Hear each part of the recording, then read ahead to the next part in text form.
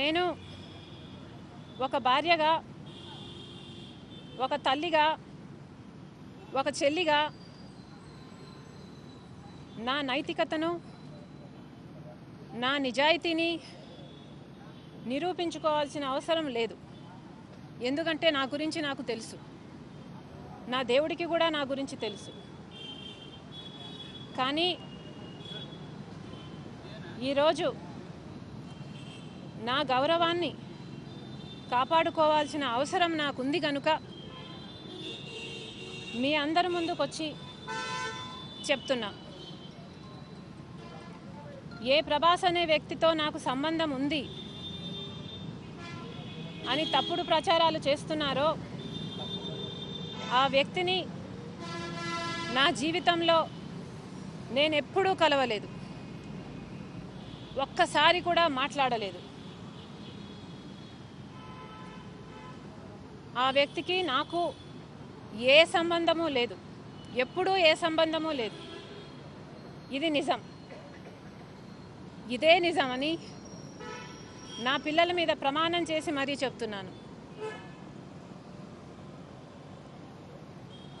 లేదు, అలా కాదు, మేము ప్రచారం చేస్తున్నదే నిజమని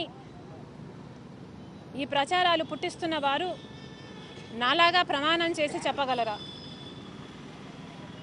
లేదా నాకు ఈ సంబంధిత వ్యక్తితో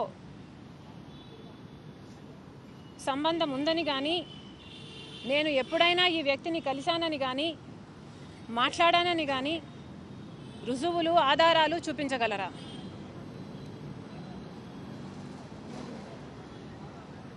పుకార్లు పుట్టించి క్యారెక్టర్ అసాసినేషన్ చేయడం దారుణం కాదా?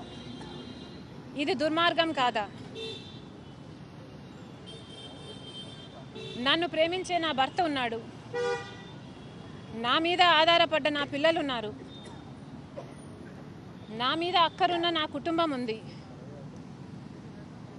మా స్నేహితులు, శ్రేయోభిలాషులు ఉన్నారు. నాతో పాటు వీళ్ళందరినీ కూడా బాధ పెట్టిన విషయం ఇది.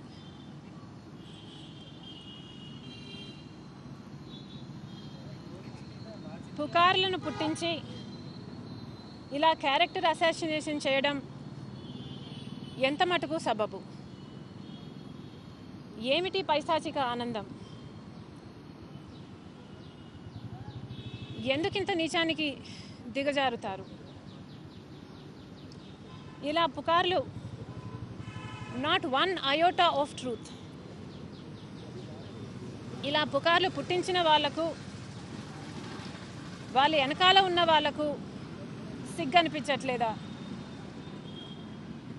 ఇంత దిగజారుడుతనం అవసరమా? I have natural reasons to accuse Telugudesam Party that they are behind this mudslinging. ఈ ప్రచారాల వెనుక తెలుగుదేశం పార్టీ హస్తం ఉందని నేను అనుమానం లేకుండా ఆరోపణ చేస్తున్నా.